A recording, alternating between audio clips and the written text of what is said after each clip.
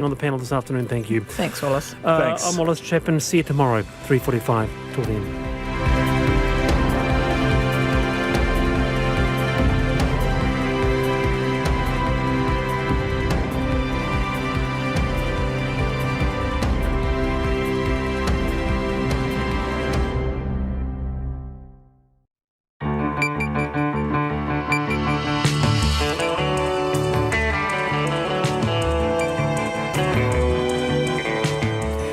Whakarongo mai koe ki te reo irirangi o Aotearoa. This is Checkpoint on RNZ National. I'm Lisa Owen. Haere nei, it's just 2 months to the Tokyo Olympics, but is it seriously games on? Japan's extended its state of emergency. COVID infections are escalating there and new variants emerging. We talk to the International Olympic Committee and local athletes. Evidence a man who died in custody at the Hawera Police Station would have survived if he'd got medical help sooner. A National MPs separating from leader Judith Collins following a nosedive in a political poll. Allegations James Hardie knowingly kept selling defective exterior cladding. Look busy, Mr ScoMo is coming. And Wellington wags goodbye to throwaway plastic dog tags. RNZ News at 5. Good afternoon, I'm Marama Tipole. A major building product manufacturer is being accused of never testing a cladding product before selling it and then selling it knowing it was defective. More than 1,000 people are involved in a class action claim against the James Hardie group of companies. In the High Court in Auckland today, the plaintiff's lawyer, Simon Hughes, says James Hardie didn't even do the basic due diligence. There was no testing of any kind whatever on Hardie prior to its launch in relation to weather tightness. Owners of Leaky homes involved in the lawsuit are seeking $220 million. The High Court at New Plymouth has been told a man who died while in custody at the Hawera Police Station last year would have survived if he'd got medical attention sooner. 3 officers are charged with Alan Bull's manslaughter last June. Our Taranaki Whanganui reporter Robin Martin has been in court. Crown Prosecutor Cherie Clark says the officers who handled Mr Ball's arrest failed in their duty of care to such an extent that they contributed to his death. She said the 55-year-old was unconscious when carried into the station and medical help should have been sought for him at that stage. Mr Ball was declared dead about 3 hours later. Ms Clark says the officers missed multiple opportunities to seek help from Mr Ball, who had overdosed on a combination of drugs and alcohol. Call Robin Martin Tēnei. National MPs are publicly swinging behind their leader Judith Collins and her recent focus on what she's called the government's agenda of separatism by stealth. They deny her poor showing in the latest opinion poll indicates a rejection of that approach. It's right that Judith Collins is raising those issues. And I think she's doing a great job asking very difficult questions about the government's agenda. New Zealand needs a wide conversation about changes the government wants to make that are important to them. I think it's important that word gets out on what He Puapua has in it. We're highlighting a significant issue, but she's been very careful with the language. In last night's News Hub Reid research poll, national support lifted slightly to 27%, still a long way behind Labour's 52.7%. The Prime Minister and her Australian counterpart will watch a trans-Tasman rugby game when he visits later this month. Scott Morrison will arrive in Queenstown for a 2-day visit to New Zealand. He and Jacinda Ardern will watch the Highlanders play the Rebels in Queenstown on Sunday the 30th and have formal talks the following day. A tornado whipped through the North Taranaki town of Waitara this afternoon, lifting roofs and sending trampolines flying. Cherry from Dobson's Auto Centre says it sounded like a train going through. By the time we got to the garage doors, because we were a workshop, by the time we got down there to have a look, the roof was all flapping and it literally was just passing over because there's an estuary or a river behind it, and there's like a water spout going down the river just afterwards, so it was carrying on its merry way. Emergency services say there's been minor damage to buildings. Two rare seabirds found in a sorry state a long way from the sea last week have been released back into the wild. The taiko, or black petrels, were discovered dishevelled and disoriented at Manaiti and Taumaranui, more than 60 kilometres from the North Island's west coast.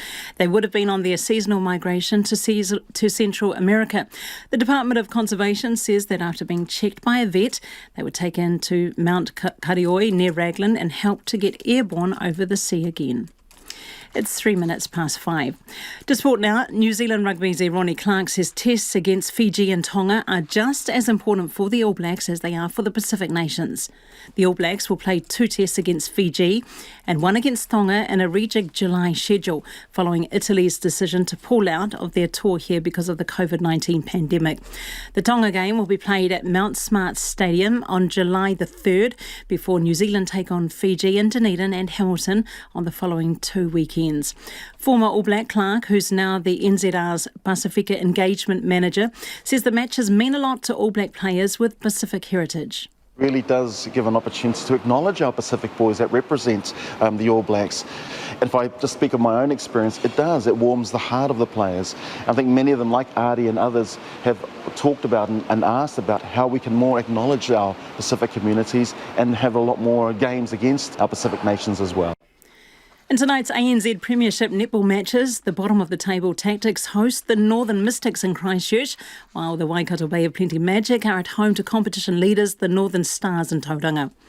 Australian Tennis Open organisers remain adamant the Grand Slam tournament will be played in Melbourne next year, despite a report suggesting it could be moved to Doha or Dubai, the reason being that players are reportedly not prepared to undergo quarantine again.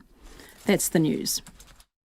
Judith Collins drops in the rankings. The real red flag is being outpolled by a guy who hasn't been Prime Minister for over 4 years. Ahead of Thursday's budget, a struggling mother says what needs to be done. Empathy and understanding, or maybe they need to come and take a look and walk in our shoes and walk in our whares. And some Aussie reflection over their Super Rugby teams. This time a year ago, to use the colloquial Australian expression, we were on the bones of our arse. Robust reporting. Morning Report, weekdays from 6 on air and online. Now the short forecast from mid-service to midnight Tuesday. Northland to Waikato, including Coromandel, Bay of Plenty and Taupo. A few showers, but brief morning rain, possibly thundery in Auckland and Waikato. Gisborne, Hawke's Bay, Wairarapa, scattered rain will clear. Mainly fine tomorrow, but severe westerly gales in exposed parts of central Hawke's Bay and the Tararua district. Waitomo to Wellington, including Taumaranui and Taihape. Rain or showers at times, possibly heavy and thundery about Waitomo and Taranaki, clearing from Horowhenua to Wellington tomorrow. Nelson, Marlborough, remaining rain clearing but returning for a time tomorrow morning. Bulla and Western expect periods of rain developing this evening, possible thunderstorms and hail tomorrow morning. Canterbury mostly fine, brief showers tomorrow morning. Otago, Southland and Fiordland, periods of rain developing today with snow to 200 metres tomorrow morning and possibly thundery. Southwest gales about coastal Southland and Otago for a time tomorrow. And the Chatham Islands, periods of rain. It's almost 5:07. You're with RNZ National. Kia ora rā, marama. And tēnā koutou katoa, no mai haere mai ki Checkpoint e tēnei rā, ko Lisa Owen tēnei. With just 2 months to the Tokyo Olympics, are the Games really a go? The host nation has ramped up its COVID controls, expanding the current state of emergency from 6 areas, including Tokyo, to 9 districts. That will last until at least the end of the month. Japan has been struggling to get infection rates under control as the clock ticks down to the Games, with 45,000 new cases of the virus recorded in a week. Only about 2% of the population has been vaccinated. There will be no international spectators, and a recent poll shows up to 80% of locals don't want the Games to go ahead in July. But the International Olympic Committee is adamant it's still all on. We'll have more on that shortly. And despite the mounting challenges, a number of our top athletes say they still want to go. Carmina Blewett has more.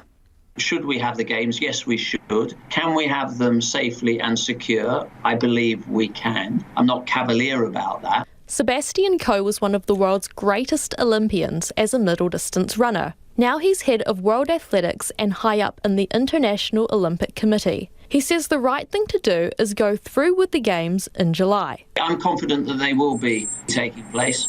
Everybody is determined to do that. But Ko's comments come as voices within Japan are increasingly critical of the decision to go ahead, and Tokyo has been forced to widen its state of emergency. Japan has recorded 45,000 cases over the past week. Over the weekend, a group calling itself the Stop Tokyo Olympics campaign said the Olympics should take place only when Japan could welcome visitors safely. A petition calling for the Games to be cancelled has been circulating. Organiser Kenji Utsunomiya says precious medical resources should not be diverted. I acknowledge the anti-Olympics online petition that has so far received 350,000 signatures. Many people are sceptical if we can really hold the Tokyo Games under this situation and what purpose it would serve. Opposition has also come from some doctors and high-profile athletes like top women's player Naomi Osaka. Last week, a prominent business leader, Masayoshi Son, chief of SoftBank, took the unusual step of making blunt comments, saying he was worried what might happen if the Games go ahead. Some towns due to host athletes at pre-Games events have also had to cancel, citing the strain on the health system. New Zealand Olympian, BMX rider and Olympics Committee Athletes Commission representative Sarah Walker believes the Games should happen. She trusts the level of precautionary measures in place will ensure the Games will be on. Having some insight through the IOC Athletes Commission, but also seeing the messages being relayed through the New Zealand Olympic team with all of our athlete updates, so that you can see all the risk mitigations that have been put into place, everything that we have to do, everything is being done possible to reduce the risk and reduce the chance of having any outbreaks over there. While BMX selection is still a month away, Walker has no reason to see the Tokyo Olympics cancelled, as she says internal communications have only suggested a go-ahead event. None of the communication I've seen from the IOC directly and none of the communication from the New Zealand Olympic team has been any discussions around that. It's only been around, this is the steps we're taking, this is the process, this is what we're doing, this is what is expected of you as an athlete, and this is what we will be doing for you as the team. For athletes, the chance to participate may be too good to pass up. For Japan and the world, the question is the price too high? Ko Kaimena Blewett, TNA. You have to be out of your mind not to be vaccinated. That message to Olympic athletes from IOC member Dick Pound. Pound says he's got his ticket to Tokyo, and unless there's some dreadful calamity, the Games will go ahead on July 23rd, but in a significantly modified form. And the veteran IOC member, Dick Pound, is convinced it is all go. I have my ticket, and I'm confident that the Japanese are able to put together the bubble that will be necessary. So I think we're a go, unless some dreadful calamity appears. But so far, I think everyone's planning on different Olympics, but Olympics nonetheless. What would stop it, Dick? Oh, who knows? I mean, if there's some hideous outbreak of some new variant that sweeps over the world, I mean, who knows? But, you have to have that in the back of your mind without actually planning for it and fixating on it. The key consideration in the end is it going to be safe to go? And, everything that we know now indicates that it will be safe. And the vaccines are being administered all over the world. They're a little behind in Japan, but that's a different issue. And it's not as if you're inviting India or Brazil to Japan. You're inviting vaccinated Olympic athletes, which is a small number, relatively speaking, of people who have been vaccinated and then who will be paying very close attention to all of the health measures. But Dick, you aren't just inviting vaccinated athletes. Athletes who are unvaccinated are still able to go as well, aren't they? That they are able to go. I mean, I think you have to be out of your mind not to be vaccinated.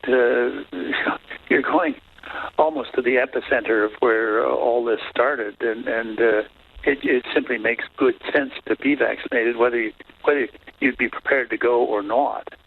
And some are, because athletes are like that. They don't think any of this stuff can affect them. That's the nature of a high performance athlete. They remove all doubts about performance and bad things happening and so on. But I think national Olympic committees, the countries from which they come, will all be encouraging as strongly as possible that they be vaccinated.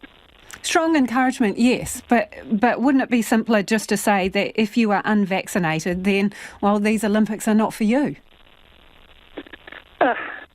I'm reluctant to put it in terms like that, because there could be pre-existing conditions that would make a vaccine contraindicated, or there may be religious factors at play. But that said, everybody is encouraging everybody in the strongest possible terms to be vaccinated, and I think that's a good precaution. Some top athletes are indicating they're not completely comfortable with the situation. Naomi Osaka, Serena Williams, Rafael Nadal. At what point do you think it becomes a second-rate competition if some of the top athletes pull out? Well, I don't know whether they're going to pull out or not. I think it's not unreasonable to express concern and to hope that that the final decision will be based on whether or not that there's a strong consensus that there's no significant risk to this. But to say I would express concern. I'm not going to go until I get my second vaccine, but at the moment it looks like I will have that before heading to Japan. So, as I said earlier, I have a ticket. I'm hoping to use it. What about optics and how it looks to be holding this event when you've had millions of people die and the world's still in the grip of a pandemic?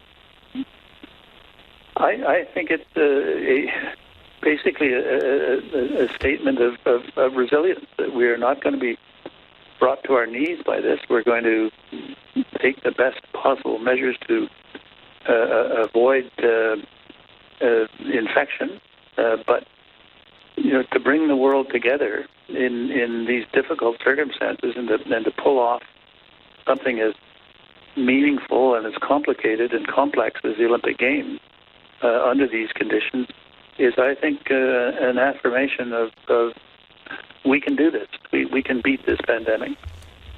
What if it goes wrong? Who knows? But every precaution is being taken by people who are following this on a daily basis. They're relying on the best scientific knowledge and that's available. And if they don't think it's possible, it won't happen. But if they think it's possible, it will, and I think it should. And that was International Olympic Committee member Dick Pound. Homai o whakaro, love your thoughts on this one. Should the Olympic Games go ahead, yes or no, and why? You can text us on 2101, tweet us at Checkpoint RNZ, or send us an email. The address is checkpoint@rnz.co.nz. It is 17 minutes past 5, and you're with Checkpoint on RNZ National. And still to come on the programme, Judith Collins nosedives in a political poll. So what next for the National Party?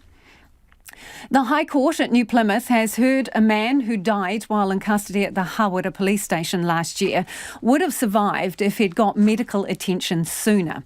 Alan Ball died in the early hours of June the 1st last year. 3 police officers are jointly charged with his manslaughter. Our Taranaki Whanganui reporter Robin Martin has been in court and he joins me now. Robin, how did these officers end up being charged with manslaughter? Yeah, hi Lisa. Well, in May last year, May 31st last year, this gentleman, Alan Ball, was arrested in what's being, following what's been described as a family harm incident at a Hawera home. He's a 55-year-old man, and he was heavily intoxicated, and they threw him in the back of the police car, and he promptly fell asleep on his way to the police station. Now, the court heard that when they got to the police station, Mr. Ball was still unresponsive, had begun to snore, and it took 6 officers to get him into the station and put him into a holding cell. And that was about just before midnight on May the 31st. About 2 hours later, he was, he'd been checked on in between times, but about 2 hours later, he was discovered unresponsive. Police began CPR, the paramedics were called, and he was pronounced dead just before 3 o'clock. So what has the Crown said about this in its opening? Well, what the Crown Prosecutor Cherie Clark is essentially saying is that the officers neglected their duty of care to Mr. Ball, and to such an extent that they're responsible. They have a definitive role in his death. She knew that she said the officers knew how intoxicated he was. That was clear. He'd been unresponsive to pain testing and having his name called, etc. Various, kicks were directed at his feet, essentially. They also knew that he had threatened suicide, but it wasn't very clear how far he had got in that endeavour. And essentially, they should have sought medical attention for him when they arrived at the police station. She said that additionally to that, as they were going through the early hours of the morning and entering into the police computer various condition updates with him, the computer was prompting the officers to get medical help for him. And at no time, the Crown says, after Mr. Ball arrived at the police station at 11:46 p.m. on 31 May, until 1 June at 2:26 a.m. when said, "Get the AMBO," was any medical assistance sought for Mr. Ball. At that point in time, it was too late, the Crown says. Mr. Ball at 2:26 a.m. had stopped breathing.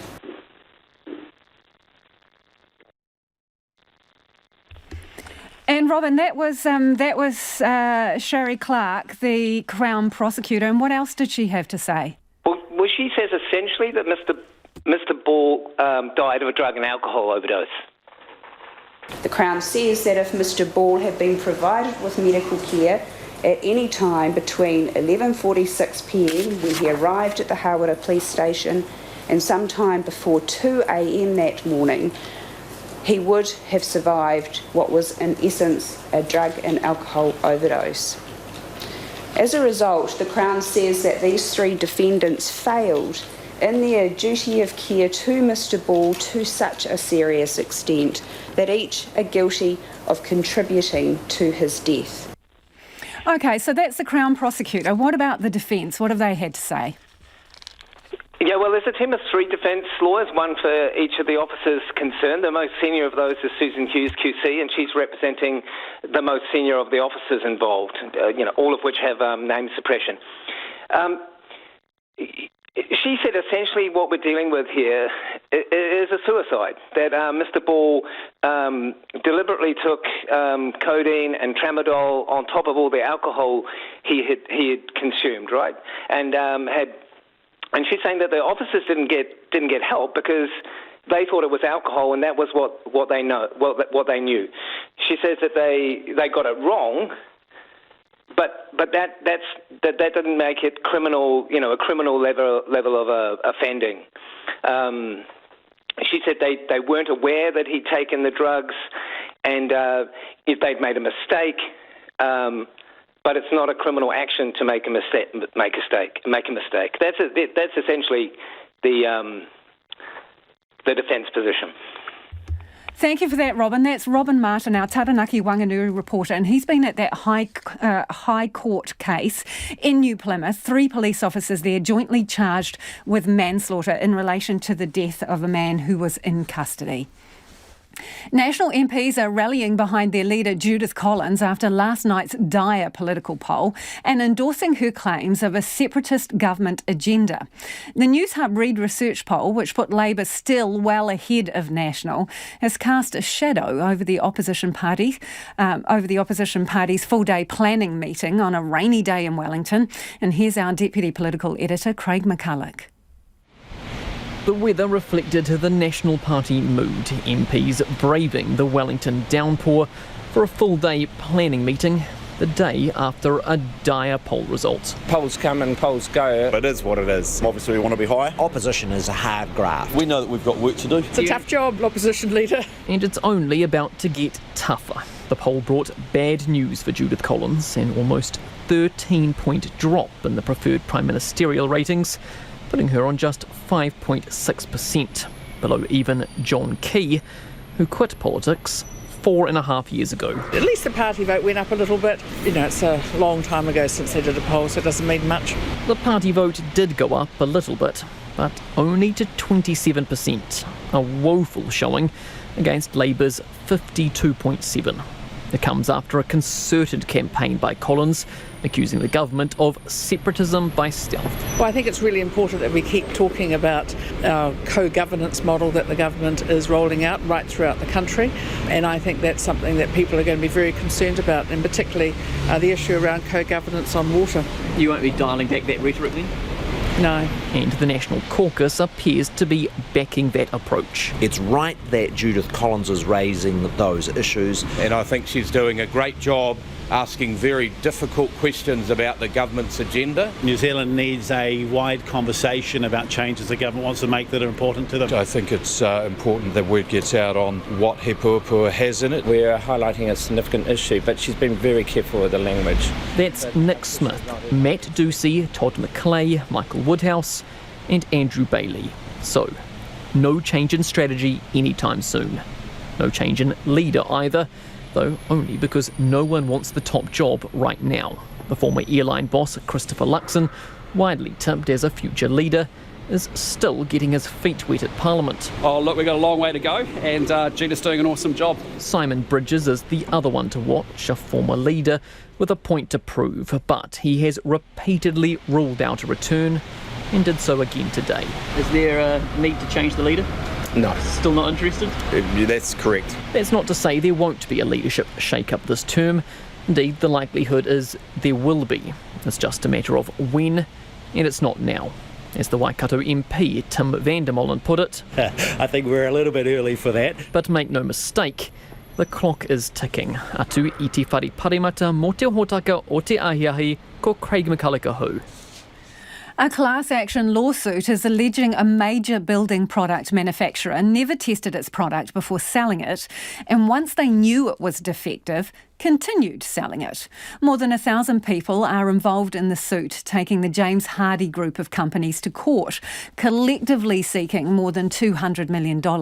It's a mammoth case, 6 years since the first legal claim to in part determine one of the country's longest running legal dramas, Leaky homes, and it's finally in court. Jordan Bond was there.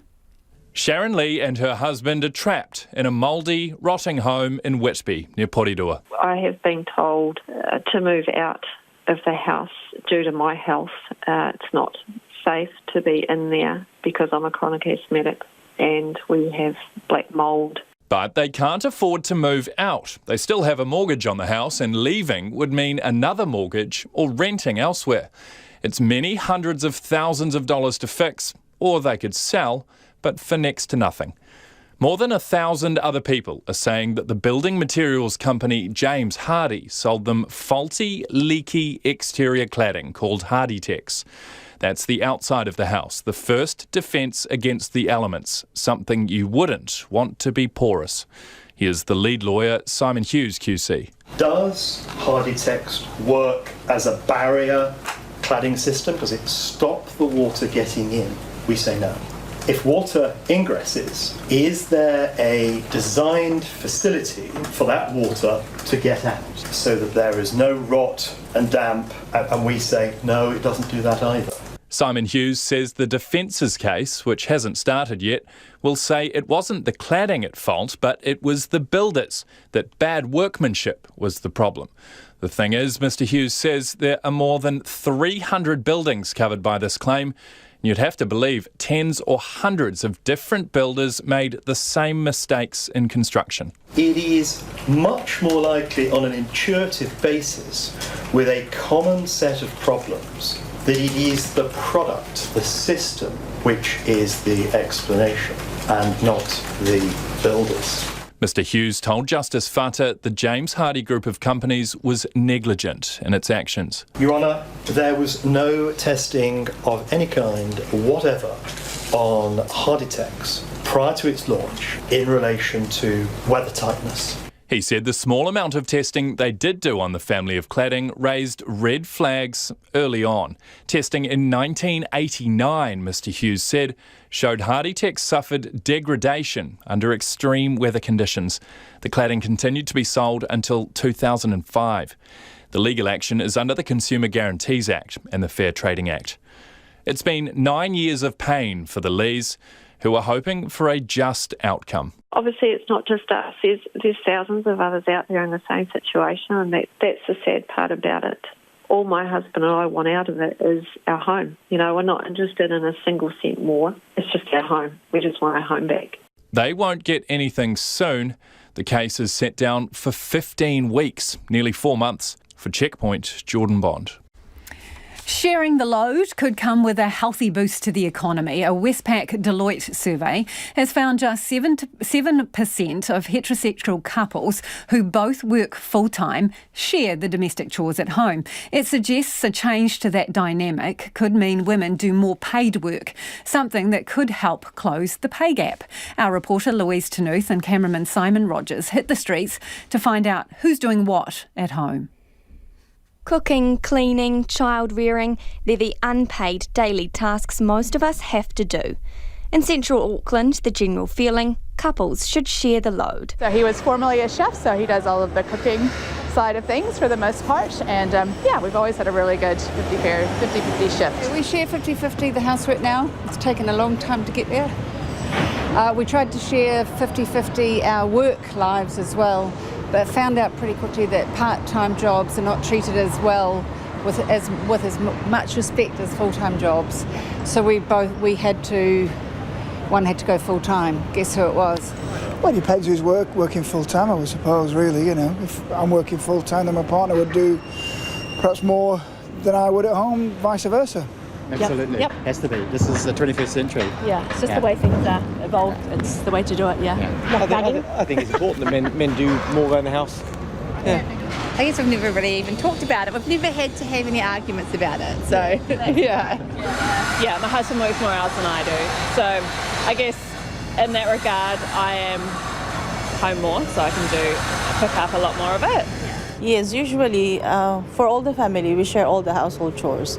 I give tasks to my kids as well, and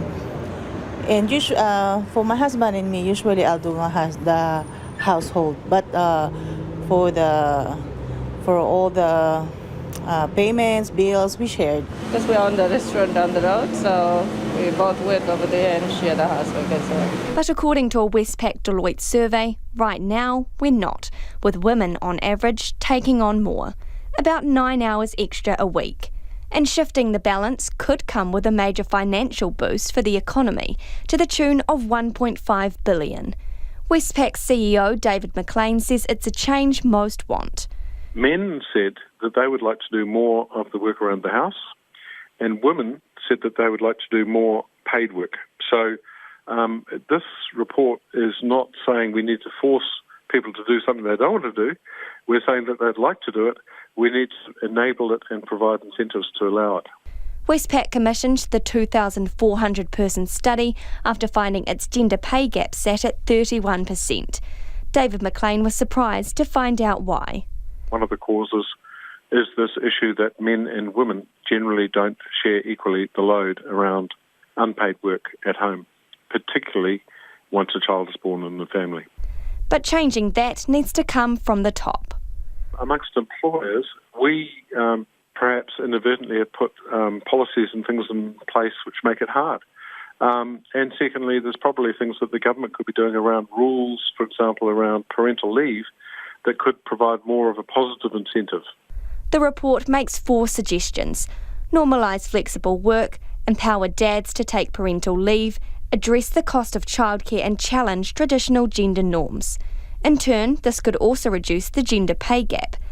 Feminist economist Prue Hyman praises the study for drawing awareness to the inequity between work and home life for couples. I think it's always worth bringing this stuff up because things change so very, very slowly.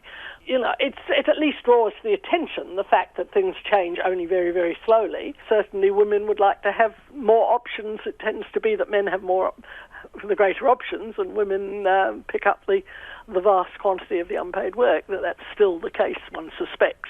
Probably it was a survey worth doing. But she says a more thorough nationwide study looking at the issue is long overdue to make any sort of claims. We need a time use survey, but so we don't know exactly what happens at the moment, and we have not had a time use survey done in New Zealand now for over 20 years. She hopes it'll make people think twice about who's on dishes tonight. For Checkpoint, Louise Tenuth.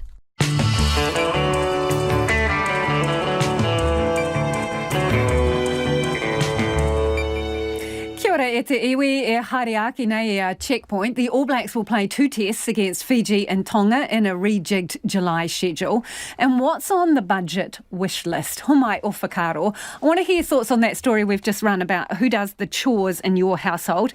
Who's in charge of the vacuum cleaner, doing the dishes, cooking the meals? What's the split like? Come on, we're here for you. Tell us what it's really like in your house. You can text us on 2101, tweet us at Checkpoint RNZ, email checkpoint@rnz.co.nz. We would love to hear from you. It is time now for the headlines with Marama. Building product manufacturer James Hardie is being accused of never testing a cladding product before sale and then selling it knowing it was defective. More than 1,000 owners of Leaky buildings are taking a class action against the group of companies, claiming a total of $220 million. In the High Court at Auckland today, the plaintiff's lawyer Simon Hughes said James Hardie failed to do even the basic due diligence. The Crown Prosecutor has told the High Court at New Plymouth that a man who died in custody at the Hawera Police Station last year should have got medical attention sooner. 3 officers are charged with the manslaughter of 55-year-old Alan Ball last June. Sherry Clark told the court they failed in their duty of care and missed multiple opportunities to seek help for Mr. Ball, who had overdosed on drugs and alcohol. National MPs are publicly swinging behind leader Judith Collins' recent focus on what she's called the government's agenda of separatism by stealth. They don't believe her poor showing in the latest opinion poll shows the public is rejecting her approach. In last night's News Hub Reid research poll, Ms Collins slipped to 5.6% as preferred Prime Minister, a drop of nearly 13 percentage points. The Australian Prime Minister Scott Morrison will arrive in Queenstown for a 2-day visit to New Zealand on May the 30th. Mr Morrison and Jacinda Ardern will watch a trans-Tasman rugby clash that afternoon. The 2 leaders will have formal talks the following day, as well as taking part in the Australia-New Zealand Leaders Forum. And a tornado whipped through the North Taranaki town of Waitara this afternoon, lifting roofs and sending trampolines flying. Witnesses say it whipped up a water spout in the Waitara River. Emergency services say there's been minor damage to buildings. Those are the latest news headlines. I'll be back with more news at 6. Thanks, Marama. No mai hoki mai. This is Checkpoint, called Lisa Owen TNA. It is time to get to the business news now with Nicholas Poynton, who's joined me in the studio. Shall we start off with the services sector? Nicholas, what's going on there? Yeah, I don't think I'm editorialising too much by saying that the BNZ Bank's latest survey of the services industry, it was truly astounding. It soared to a record high. Businesses have signalled that their sales, their appetite to hire more staff and new orders were through the roof in the month of April. Now, some of the factors that have been put forward to sort of explain the real growth we saw in the month of April was first that it was the first month we've seen since January where we didn't see the sudden imposition of lockdown restrictions. So businesses businesses didn't have their normal trading hours interrupted, and the other is that we had that announcement about the Trans-Tasman travel bubble. Now, while some economists that I've spoken to about this say that the impact of the bubble has been relatively muted, it hasn't necessarily been the panacea that we were hoping for. Those struggling sectors like tourism and whatnot, it has made some difference. Some businesses have taken the opening of a bubble as the opportunity to go out and scale up, hire more staff. So those are some of the factors that have helped drive sort of the strong headline number in the index for April. But what was particularly interesting in this April survey was that it wasn't necessarily the sectors within or the businesses within the services industry that were really booming. It wasn't necessarily retail, hospitality and tourism. Rather, it was a category called, and I had to have this explained to me, cultural, personal and recreational activities. So that's big events, concerts, sporting activities. Those are events that weren't necessarily allowed to go ahead in previous months, or that there were interruptions. So that's part of the strength we've seen here with the result of no sudden lockdown restrictions. You know, if you look at April, we had 660 selling out Eden Park. 50,000 people, I think it was, descended on Eden Park to watch that concert. We also had those Super Rugby Aotearoa games and other sort of a splattering of other concerts and other activities, big events around the country that weren't necessarily interrupted over the course of April. BNZ's senior economist Craig Ebert suspects that growth in this particular area isn't likely to continue, but there are some green shoots in the economy here. If you take this recent PSI data, there's also positive economic indicators coming from the likes of residential building consents. They're at record highs. We've seen strength in electronic card transactions and strong numbers when it comes to job adverts. So, look, we may be on track for a very strong quarter for the June quarter in economic growth. Okay. Not so positive for Trustpower. Dry weather's hurting their profits. I know here in Auckland we're still getting told to take 4-minute showers. Yeah, this is a story I suspect some people have sort of come to terms with in recent weeks. That dry weather, falling hydro lake levels, a shortage of natural gas, that they've combined to form a perfect storm that's really pushing up wholesale power prices. And it's had an effect on the electricity retailer and generator Trustpower's 4-year profit. It's come in 2/3 lower than it was a year ago at $30.7 million. Part of that is because of a fall in sort of revenue from generation, but also because last year's result was sort of inflated by a one-off sale from one of its assets. Its underlying profit, though, that was up 7%, and that's due to the contributions it's got from its retail arm, where they saw stronger sales. But the question that sort of really surrounds Trustpower at the moment is the strategic review that they announced off its retail arm back in January. They said that they wanted to sell, they were looking to shop the retail arm. The detail about what's been going on with this was very thin and very hard to come by in today's full-year result. All we know is that a few prospective buyers are now have been granted access to the company's books to do their due diligence and then put forward an offer to buy its retail arm. And one of the reasons it's been put forward by Trustpower for doing this was that Climate Change Commission's draft report. One of the things that they said was, in the future we're going to have to significantly ramp up our renewable electricity generation. That's as we move away from fossil fuels. And Trustpower was sort of saying that for it to focus on that and wanted to do away with its retail business and strictly focus on investing in generation and also benefit from sort of wholesale power prices when they do go up and things like that. And I see some written in red pen, but they're not bad numbers, are they, Nicholas? No. So it wasn't necessarily a sea of red on the NZX today. The NZX was actually up 43 points to about, look at that, I forgot to write down the numbers. Can't read your own handwriting. No, I can't. But you've got the dollar there. Yeah, How about the dollar's that? at 72.2 US cents and 93.1 Australian. Kia ora rā e hoa. That is Nicholas Poynton with our business news there. The trades industry is getting a shake-up thanks to a new project working to get more Pasifika and Māori women to pick up the tools. Last year, just 1 in 40 new trades apprentices were women. Now, 8 South Auckland schools have an opportunity to bridge the gap. Reporter Louise Tanuth and cameraman Nick Munro filed this report. This Nixon Road building site on the Auckland Airport precinct looks like a regular workplace, but it's much more than that. It's providing 8 South Auckland schools with the opportunity to get into trades. They're renovating 2 houses that were destined for landfill, thanks to the Ara Education Charitable Trust. Sarah Redmond, who's at School's Engagement Manager, explains how it all works. They're 2 days in school, they'll be 2 days in some sort of training, whether that's with a technical institute or a private organisation. And then they're here with us 1 day a week. So most days we would have one school here, but sometimes we've got 2 or 3 schools here on the same day. This year, about 100 students will go through the program, which runs over the whole year. Just 14 of them are women.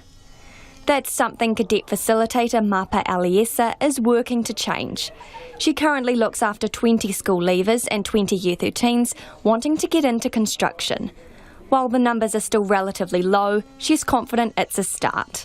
It's opening in a pathway for the next generation, and I feel like this is just the beginning, and these girls will become, I guess, a legacy.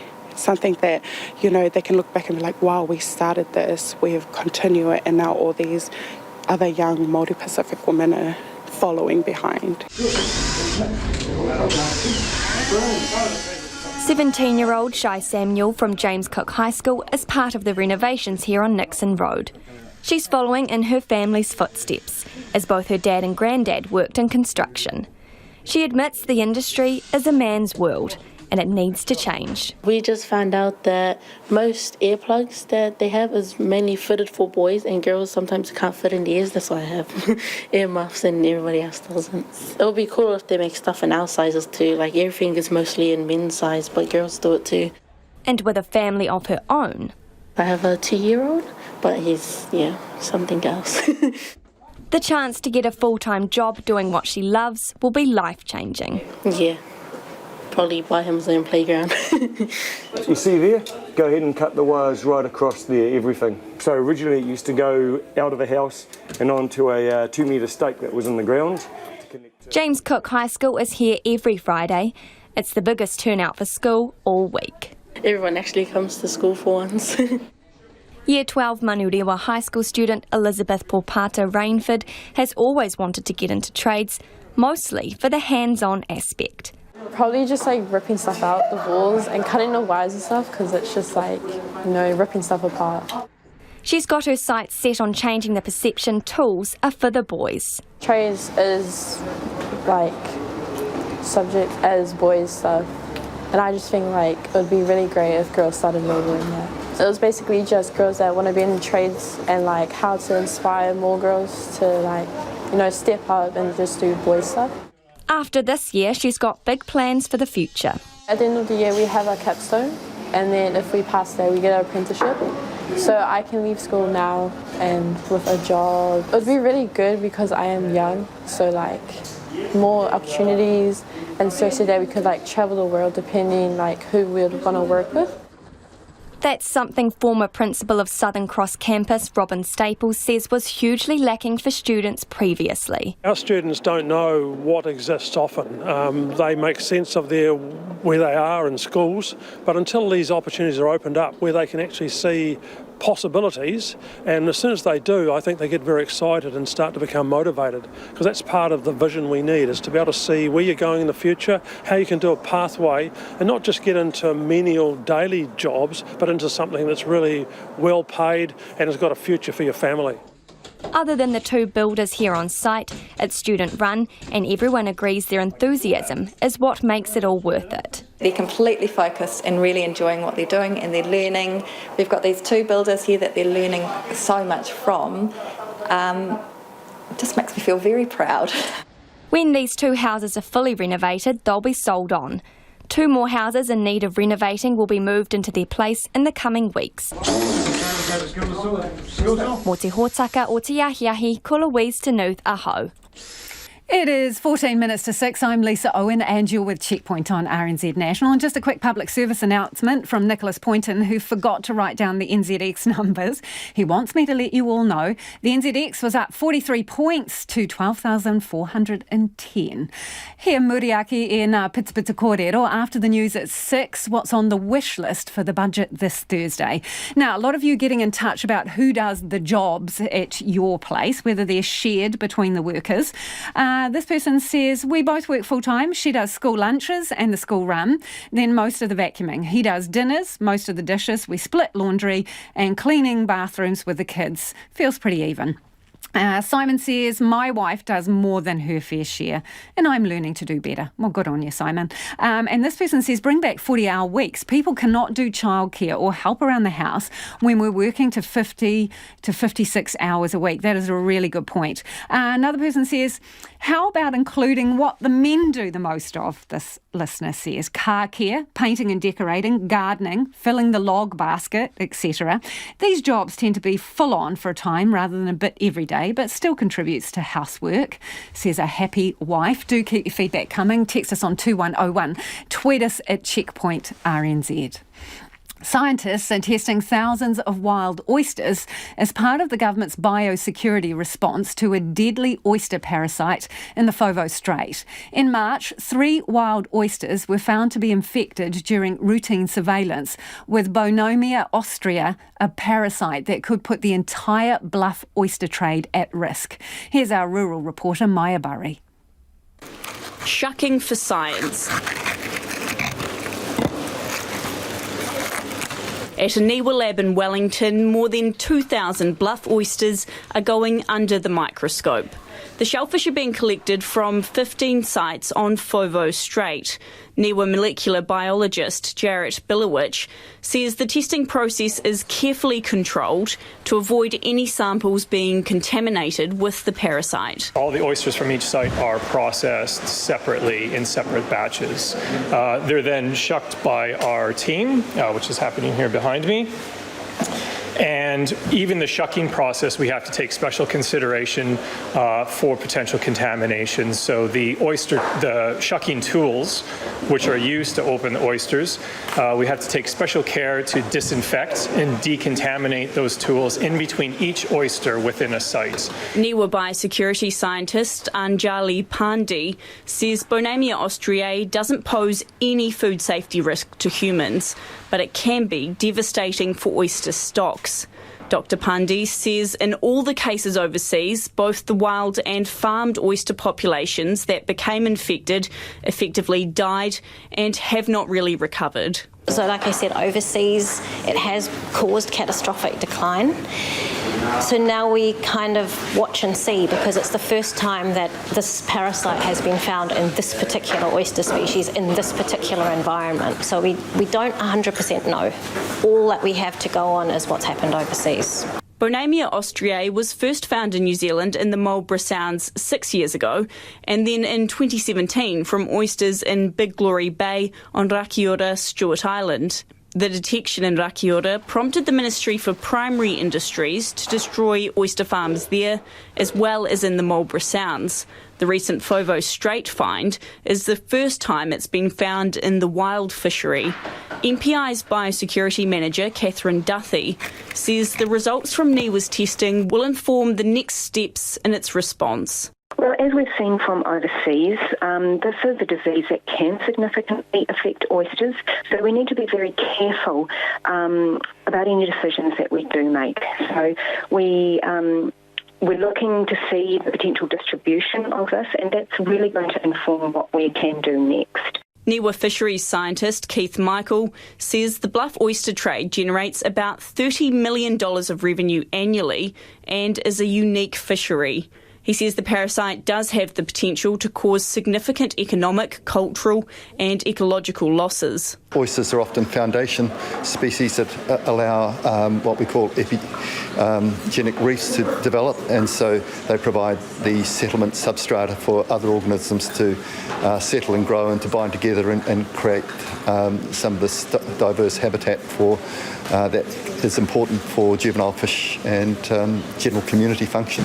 The Bluff Oyster Management Company's General Manager, Graham Wright, agrees the fishery is of huge importance to the area, and he's hopeful the parasite can be managed. You know, it's probably New Zealand's most iconic fishery, I would suggest, and it's certainly New Zealand's oldest commercial fishery. I believe it's been commercially harvested since something like the 1860s or something. So it is hugely important to local community and Maori, and we certainly need to make sure we leave no stone unturned. Some initial results from Niwa's testing are expected next week, with the final findings due around mid-June. Meanwhile, the annual Bluff Oyster Festival is going ahead as usual this weekend, with thousands of oyster lovers expected to attend. For Checkpoint, Maya Burry. Australian Prime Minister Scott Morrison will soon be winging his way across the Tasman for talks with Jacinda Ardern. He'll fly into Queenstown on Sunday, May 30, in time for the Highlanders and Melbourne Rebels game, which he'll attend. And for meetings on Monday. He'll then depart on Monday afternoon. If it wasn't clear, I will be attending that game alongside Prime Minister Morrison. He'll engage with business, tourism and community leaders and lay a wreath at the Arrowtown War Memorial. And of course, the majority of the time will be spent in dialogue together. Meanwhile, on the home front, Mr Morrison is coming under increasing pressure from doctors, business leaders and some politicians to reopen the borders sooner. Last week's budget suggested international visitors wouldn't be allowed back in until the middle of next year. The ABC's Catherine Gregory has more. Fortress Australia, or the Hermit Nation. These are the new nicknames for our island nation, as the federal government keeps our borders, for the most part, firmly shut. But some within its own ranks thinks it's time to consider other options. There are opportunities for us to open up and to allow people to reunite with family members both here and around the world. And instead of playing to people's worst fears, we should be playing to people's best hopes. That's Jason Filinski, a federal Liberal MP, speaking to Channel 7. He's one of three federal backbenchers who says Australia needs to open its borders before the middle of next year, otherwise we'll turn into what's been described as a hermit outpost. Last week's federal budget assumed our international border would reopen in the middle of 2022, but there's still no firm date. In political terms, the border closures seem to be a winner. News Corp's news poll shows an overwhelming majority of Australians, 73% of the 1,500 people surveyed, support this approach. Look, it's a totally understandable reaction to most Australians when you have a couple of premiers telling people that they should be scared. Of course, people's natural reaction is to pull their heads in and create sort of a fortress mentality. But it doesn't need to be that way. We spend a lot of money keeping families safe. We don't want to keep them apart.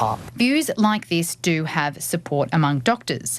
Dr Nick Coatsworth is the former Deputy Chief Medical Officer who was a high-profile figure during the height of the pandemic. Speaking to Channel 9, he says, firstly, we need a safe system for bringing stranded Aussies back home. And we also shouldn't be afraid of opening up next year once most people have had the jab. What we've got to start a conversation with the community about is, what do we do in 2022? What do we do when the majority of Australians are vaccinated and immune, safe from hospitalisation, safe from death from COVID-19, but there's still critical events going on that people want to attend around the world? Do we still put them into hotel quarantine in 2022 at their own expense? This is the sort of conversation that we need to start getting the community comfortable with, because ultimately it will mean that there's some COVID-19 circulating within the community in the future. Basically, Dr Coatsworth says Australians need to adjust to a new normal. The ABC's Catherine Gregory with that report. Wellington's wagging goodbye to plastic registration tags for dogs in a bid to cut down on waste. They'll be replaced with a single metal tag that should last the dog's lifetime, although you'll still have to pay fees annually. Helen Jones from Wellington City Council explains why the metal tags are a better friend to dog and planet. Well, first of all, the metal tags that we're sending out for the first time this year are lightweight, they're durable, they won't rust. They come in two different sizes, so if you've got a big dog or a little dog, you can choose which size you want. On the back of the metal tag, we're leaving it blank, so if you want to engrave your dog's name and your telephone number, then that's totally up to you. As you know, over the past goodness knows how many years, we've been sending out over 12,000 plastic tags to our customers. We've been increasingly getting feedback from the customers about could we find an alternative solution. So we thought, why not? Let's just go for it now. Helen, when you say sort of around 12,000 of the plastic tags, you mean every year? Every year, because every year previously, depending what year you were registered, you'd get a different coloured tag. So I think last year was green tags. The year before it would have been red or yellow. So, so every year a brand new plastic tag. So there would have been tens of thousands of these in circulation over a period of years. Absolutely. And they're not biodegradable either, unfortunately. So we did look into whether we could get them recycled, but we can't. They're not made of that right sort of plastic. So, yeah, so now you'll get the one metal tag and you'll keep it for your dog's life. So after you get it this year, next year, you won't be getting anything in the post. You'll still have the same tag that you got this year. Is it going to cost people any more? No, not at all. No. So all those plastic tags, Helen, if they weren't biodegradable, where have they all gone? Well, probably into people's dustbins, I would think. Some dogs I know like to wear all the tags from previous years. So we think we've got a few dogs walking around with plastic necklaces of varying colours. So a canine version of the charm bracelet around their necks. Something like that, yeah, definitely. So when you send out the metal ones this time round, is there nothing that can be done with these plastic tags? You're not going to sort of suggest you make a Wellington mosaic or something out of them? I mean, is there absolutely no use to these thousands of plastic tags? We've been having a think about what we could do with them. We've sort of toyed with the idea of even getting all the plastic tags and creating a dress for WOW. But we decided that would be just dog tag too far, essentially, and we're not as creative enough to create brand new dresses from dog tags. But we've been working with our waste minimisation people at council, and you know, even though it seems like a lot of plastic tags, it's not a huge amount in terms of weight. So it's more about just changing the culture and just, making something that's a bit more eco-friendly this time round. Are you the only adopters of this, or how far will it go? Well, we've been collaborating with Hutt City Council right from the beginning. So they're also launching one tag this year. And also a colleague that I was working with in Selwyn District Council in the South Island, he was interested. His council now is adopting one tag as well. So, and we've had a lot of interest from councils all through the country wanting to know more about it. So I think it's going to spread pretty quickly. So have you done a dog trial? Yes, we did. A couple of people in my team who have dogs, they took the dog tag home for the weekend and tried it, just to make sure that it didn't catch on anything, it wasn't too heavy. And yeah, they were proud little models and they loved it. And if you want to see those proud little models, go onto Facebook. We've got a couple of dogs with the new tags there. Now, that was Helen Jones from the Wellington City Council. And those new metal tags are being rolled out this year. You would have heard her talking about what to do with the discarded tags and the stockpile they've got. Send us your ideas, 2101 on the text. RNZ News at 6 o'clock. Good evening, I'm Marama Tipole. The government has announced what it calls a once-in-a-generation reset of the immigration system to refocus it on highly skilled migrants. It plans to strengthen employer requirements and labour market tests before a migrant can be hired, so that temporary workers are only recruited for genuine job shortages. The Prime Minister says the country should not be relying on overseas labour to support the economy. We have the highest reliance on temporary workers in the OECD. And so this is a chance for us to look and say, are we doing the best we can by those who are coming in to give New Zealand their skills and their labour? Are we doing the best we can by them, but also by our domestic workforce? As already reported, border exemptions will allow 200 high-value investors to come to New Zealand in the next year to check out if they want to invest. More than 1,000 people are finally having their case against James Hardie heard, claiming the building materials company caused their homes to leak. In a class action, they alleged the exterior cladding supplied by the company was faulty and James Hardie knew it. One of the plaintiffs, Sharon Lee, has chronic asthma and says she and her husband have been advised to move out of her home because of black mould, but they can't afford to go anywhere else. She hopes the court case will bring some relief. Obviously, it's not just us. There's thousands of others out there in the same situation, and that's the sad part about it. All my husband and I want out of it is our home. You know, we're not interested in a single cent more. It's just our home. We just want our home back. The claimants are seeking $220 million from James Hardie. First home buyers' share of the property market has fallen to its lowest level in 3 years. It was down to 21.5% in the first 3 months of the year, according to the latest CoreLogic report.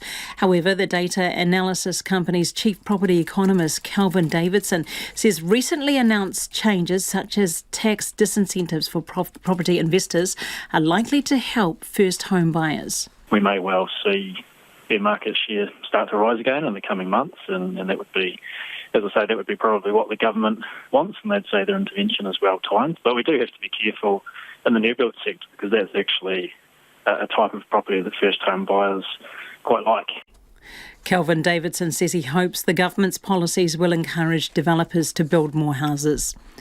Samoa's Supreme Court has thrown out the head of state's decision to call a second election.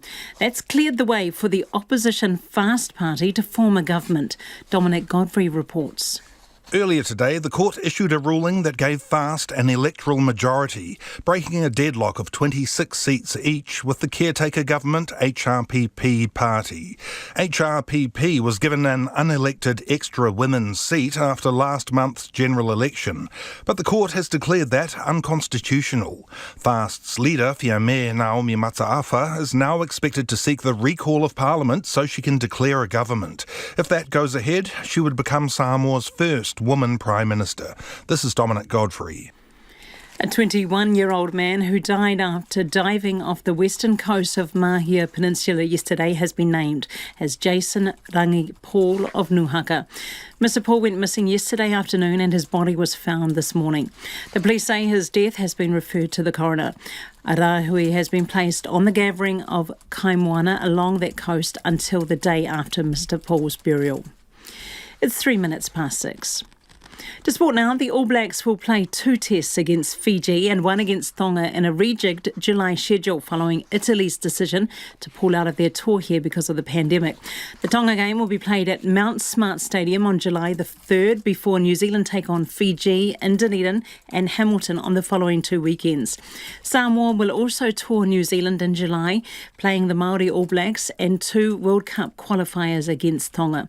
It'll be the first time the All Blacks have played a test at Mount Smart, the home of the NRL side, the Warriors, and New Zealand Rugby's Pasifika engagement manager, Ronnie Clark, says it'll be a milestone event. When you think about the heart and the hub of where Pacific people's population are, South Auckland is that place where we really do see our Pacific people. So we thought, let's get closer. Why don't we get closer to our Pacific communities? So Mount Smart Stadium, it's a first as well, obviously, we're looking at too, so this is quite exciting. The All Blacks Rugby Championship schedule is yet to be confirmed. Black Caps captain Kane Williamson and fellow players Kyle Jamieson and Mitchell Santner are set to join the bulk of the rest of the side in England tonight, now that the Indian Premier League has been suspended. New Zealand have 2 tests against England before the World Test Championship final against India. Most of the players are in hotel quarantine in Southampton. That's the news. Tonight on Nights, this week's sportscaster Shannon Burns on the line from Darwin, where sport is always going troppo. We hear from Linda Fili Moihala, brass band leader and master of the euphonium, think tuba, only higher. And we celebrate the 45th birthday of Wellington Circa Theatre with help from writer and actor Gavin Rutherford, director Susan Wilson and co-founder Carolyn Henwood on Nights of me, Brian Crump, after the news at 7 on RNZ National. Now the short forecast from Met Service to midnight Tuesday. Northland to Waikato, including Coromandel, Bay of Plenty and Taupo. A few showers, but brief morning rain, possibly thundery in Auckland and Waikato. Gisborne, Hawke's Bay, Wairarapa, scattered rain, clearing, mainly fine tomorrow, but severe westerly gales in exposed parts of central Hawke's Bay and the Tararua district. Waitongo to Wellington, including Taumaranui and Taihape. Rain or showers at times, possibly heavy and thundery about Waitongo and Taranaki. Clearing from Horowhenua to Wellington tomorrow. Nelson, Marlborough expect remaining rain to clear, but returning for a time tomorrow morning. Bulla and Western, periods of rain developing this evening. Possible thunderstorms and hail tomorrow morning. Canterbury, mostly fine. Brief showers tomorrow morning. Otago, Southland and Fiordland expect periods of rain developing. with snow to 200 metres tomorrow morning and possibly thundery. Southwest gales about coastal Southland and Otago for a time tomorrow. And the Chatham Islands expect periods of rain. RNZ National, it's almost 7 minutes past 6. Thanks, Marama. No mai hoki mai. If you're just joining us, this is Checkpoint. Ko Lisa Owen tēnei. Auckland's Te Puia Marae was thrown into the spotlight 5 years ago as it opened its doors to help dozens of homeless whānau. It's still helping vulnerable families as a transitional housing provider, giving them a place to live and wraparound support as they wait for a permanent home. But as the housing crisis continues to bite, things don't seem to be getting easier. And a report last week showed more than a third of children are living in unaffordable housing. In the lead up to this week's budget, our social issues reporter, Sarah Robson, went to Te Puia to ask whānau what they think the government's priorities should be. Out the back of Te Puia Marae, behind the wharekai, are 5 portable cabins. Brought in 2017 when the marae became a transitional housing provider, they're a place for whānau to find their feet as they wait for a permanent home. So these are the cabins, so they're pretty basic, but they actually serve the purpose. So our mum and her 17-year-old girl are coming in, they're moving in this afternoon. The cabins are basic, a couple of beds, a kitchenette and a small bathroom, but there's a shared kitchen and whānau room as well. Kaiawhina Whitiao Paul says most of the whānau who arrive at the marae have come from emergency housing and motels. Before they arrived at Te Puia, Ngā Korowai and her 6 kids spent about a month in a motel. Yeah, it wasn't that great, but we had bed, shower, TV. The dumbest thing was, though, that we couldn't cook at all. Ngā Korowai had been in a private rental, but her whānau was effectively left homeless when she was given her 90 days notice. Finding a new house wasn't easy. With the amount of children I have, I was looking for 4 to 6 bedroom homes. The rent prices, $800 to maybe $12.50 is what I was looking at. But I knew I couldn't afford anything over $800. Ngā Korowai says as housing costs rise, life gets tougher and tougher. I feel like a bad mum right now because I can't even provide for them, let alone put warm clothes on them. It's hard living off a benefit. I live week to week. But, I get paid on a Wednesday. I have to wait 2 days, a Monday, a Sunday and a Monday, and normally the days we don't have food. They're on the social housing wait list, but Ngā Korowai says the government needs to build more affordable houses faster. There's so much land out there. My son yesterday, we were driving out in the country, and he's like, Mum, look at all of this land here. How come there's no houses? All these people that own these lands, they could put more houses on for people like us. And hearing that from an 8-year-old. Valentine is also waiting for a state house for her and her 2 young children. She gets the supported living benefit, but she's not living comfortably by any stretch. I'm left over with nothing at the end of the day. Well, $20 at the end of everything that's paid for. Valentine says the government should increase benefits. With a lot of single mums and single dads out there with more than 2 to 3 children, it would help. She says if the government does that, people won't have to keep going back to work and income for things like food grants. They should just give us the whole thing instead of us asking each week. The Finance Minister, Grant Robertson, has identified reducing child poverty as one of the government's key priorities in the lead-up to Thursday's budget. But he has warned it will require sustained investment over the longer term to address. Mō te hōtaka o te ahi, ko Sarah Robson, aho. The All Blacks will play 2 tests against Fiji and 1 against Tonga in a rejigged July schedule. The changes have been brought about following Italy's decision to pull out of their tour here because of the COVID-19 pandemic. The All Blacks will play Tonga at Mount Smart Stadium in Auckland on July 3rd before taking on Fiji in Dunedin and Hamilton the following weekends. Sports editor Stephen Hewson has more.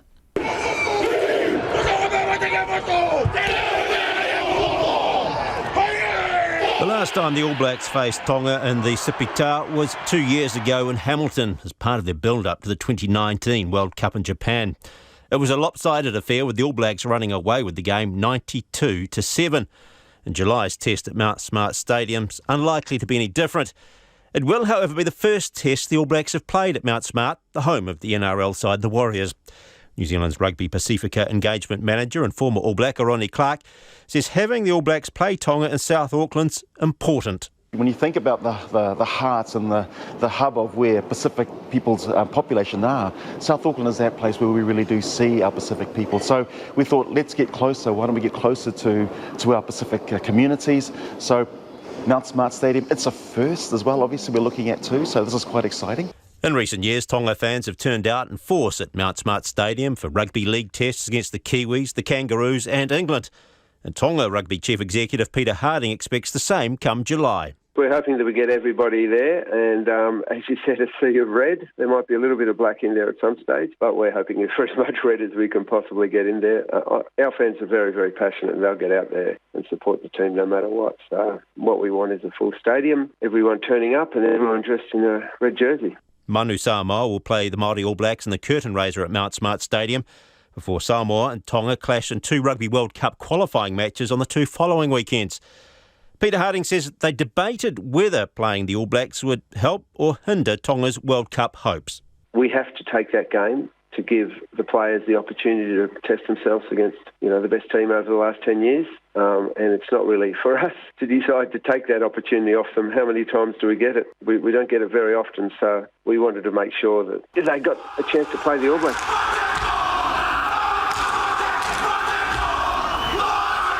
Not since 2011 have the All Blacks laid down a challenge to Fiji in Test rugby. That was in Dunedin and was the final test played at Carisbrook Stadium, with the All Blacks running out 60-14 winners. But while it's 10 years since the All Blacks and Fiji have squared off, Ronnie Clark says with the emergence of Moana Pacifica and Fiji Ndrua, who are set to join Super Rugby from next year, these upcoming tests show New Zealand Rugby's relationship with the Pacific's improving. Clark says the Games will also provide the opportunity for Pacifica players to stake a claim for contracts with those new Super Rugby teams, while the matches are also important to All Blacks with Pacific heritage. Really does give an opportunity to acknowledge our Pacific boys that represent the All Blacks. And it is playing it, obviously, for many of them who are from South Auckland.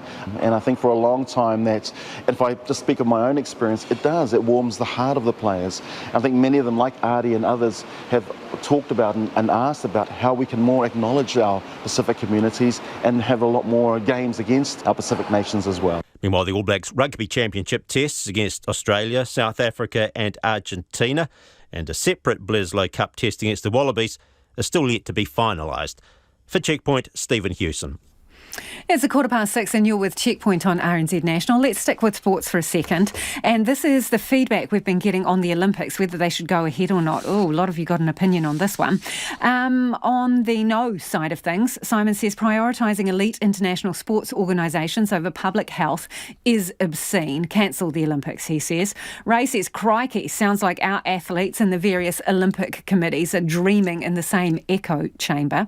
Another person says absolutely no to the Olympics. It's totally selfish to think that it's safe to have a huge mass of foreign people at a sporting event with a pandemic going on. Another listener says, none of the Japanese people I know want the Games to go ahead. They are worried. How can they go ahead when the vast majority of people in the host country do not want it? On the flip side, though, this person says, yes, the Tokyo Olympics should go ahead. The safety arrangements put in place will make the Games as safe as they can be in the circumstances. Jock reckons a definite yes to the Olympics. We can't go on being enduring victims and sacrifice uplifting events through overwhelming caution.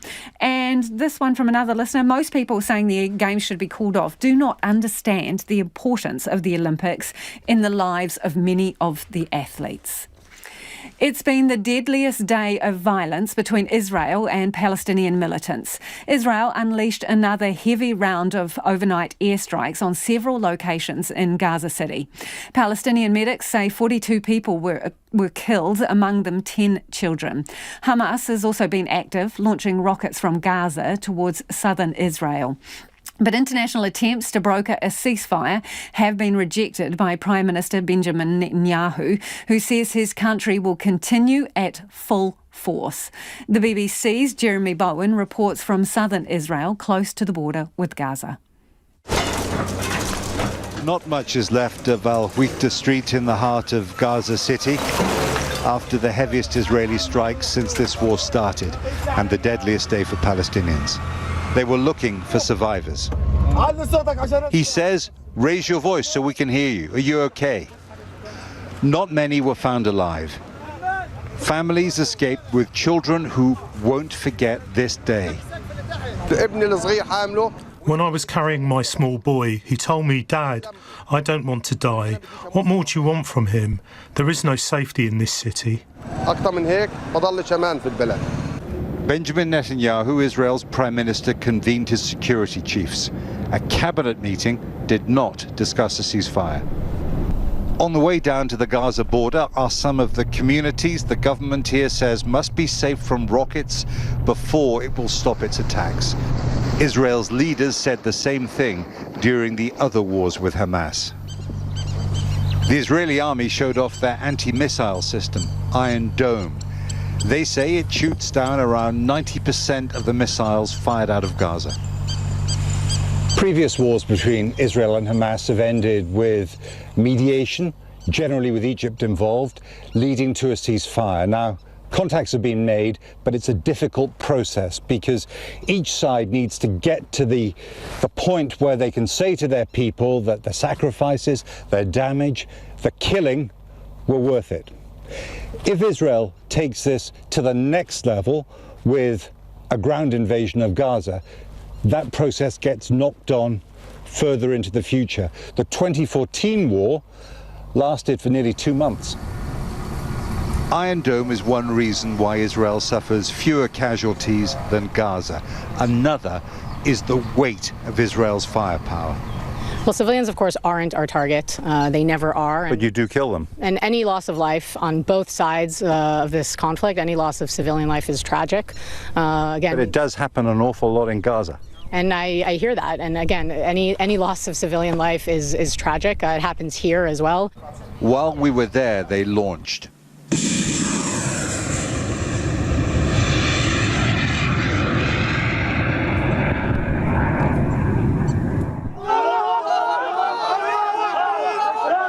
In Gaza, 6-year-old Susie Eshquintana was pulled out of the rubble. Her mother, 2 sisters, and 2 brothers were killed. Until he saw Susie, her father, Riyad, thought he was the only one left. Thank God, he said, because one day she might recapture the smiles of all his daughters. And that was the BBC's Jeremy Bowen. Passengers hoping to board the next repatriation flight from India to Australia are urging Qantas to reconsider its pre-flight testing protocols. The company screening passengers for COVID-19 had its accreditation suspended last month. At least 19 passengers who tested positive had no symptoms and a low viral load, and 9 have since tested negative. The ABC's James Oaten reports. Neha and her young son have been trying to get into Australia for over a year to be with her husband in Melbourne. Just a few days ago, she was almost there until she tested positive for COVID-19. That was the most horrible experience of my life. They didn't provide me any help. I was with a 5-year-old kid and I was COVID positive there. About half the 150 passengers due to fly were bumped off the repatriation flight because they tested positive for COVID or they were close contacts. But concerns were raised about the screening regime done in pre-flight hotel quarantine after the ABC revealed the testing company, CRL Diagnostics, had its accreditation suspended last month. At least 19 passengers were found to have low viral loads and were asymptomatic. Many, including Neha, have since gone and gotten their own test. My RT-PCR result is negative and I don't have any symptom.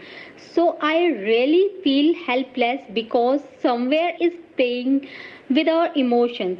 It is literally more than a year. Now we are stuck in India without our dear ones, and we had done all the possible efforts to be back. All passengers who tested positive are barred from flying Qantas for 2 weeks. The Prime Minister, Scott Morrison, has accepted some passengers who tested positive may not have been positive, but says a cautious approach is needed.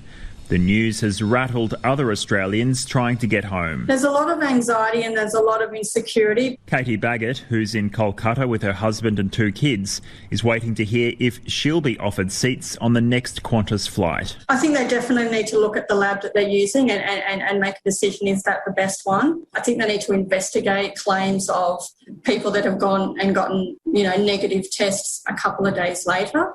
She'd also like some certainty about what flights may be available before she makes the trek to Delhi. If I knew that in 2-3 weeks that there was a flight going from Kolkata, I would wait because I know I'm safe here than, making the trip to Delhi with all of these issues that are not resolved. Dr. Rohit Jain is a pathologist in a private hospital. He says India's testing regime is riddled with problems. Some labs have produced false negative reports due to incompetence or fraudulence, while others cut corners to save money, leading to contamination and false positives. Nasal swab collection, it is a specific technique, Not any Tom, Dick and Harry can collect. But in India, there are no regulations as to who should collect the samples. So any Tom, Dick and Harry is collecting the samples. COVID testing labs in India are required to be accredited with the National Accreditation Board for Testing and Calibration Laboratories, or NABL. CRL's accreditation was suspended in April for failing to comply with accreditation norms. The suspension was published online, but CRL still appeared elsewhere as accredited. Dr. Jain says that's a failure of the regulatory system. Grave cause of concern, I think, because it was operating when it was suspended. NABL did not inform the authorities. Qantas says the decision to use CRL was made by another diagnostic agency, which it had hired to do the tests. It says it's urged the diagnostic agency to ensure any laboratory used has appropriate accreditations. James Oaten reporting. Some European countries have vaccinated people at record rates, having previously lagged well behind the US and UK. In Germany, as many as 1.3 million people have been vaccinated in a single day. And that's raising hopes summer is back on, as the BBC's Jean McKenzie reports. The joy of al fresco dining in spring as Europe's terraces gradually reopen. Only last month this was unimaginable. Infections still raged as vaccinations stumbled. I've come back to Belgium's largest vaccination centre. When I visited a few months ago, it was totally empty. But today it's a very different scene. It's full of people. They're vaccinating nearly 3,000 a day, and everything seems to be flowing smoothly. I think it's a bit busier than last time we met each other, so it's good news. Inge Neven is the health director of the Brussels region in Belgium. We think we will get by 70% of the population one-time vaccinated by mid-August, but it depends on the delivery of vaccines and the willingness of the people to get vaccinated. As people emerge from the vaccination booths, their sense of relief is clear. 62-year-old Marenko Simic recovered from cancer at the start of this year. I'm surprised. My wife has already had her second jab, and she was born in 1970, so I'm surprised it's going so quickly. I'm relieved too. I feel so much better. Early on, there were production delays, there were glitches in supply chains, and these put Europe massively behind. But in the past couple of months, there has been a remarkable turnaround. The vaccines are flowing freely, and more than a third of people in Europe have now had their first dose. Over the border in Germany, they've just hit a record. 1.3 million vaccines administered in one day. This from the country that at one point was sitting on masses of unused doses.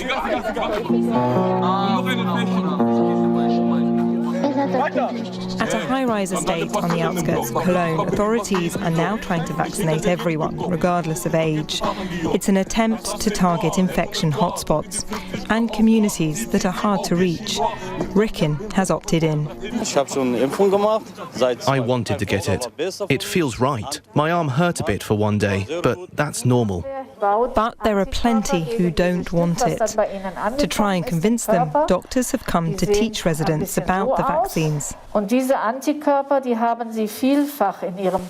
After the lesson, we meet Ilona. She's recently moved with her 2 young daughters from Romania, but she's still too scared to get vaccinated. I've never been vaccinated before.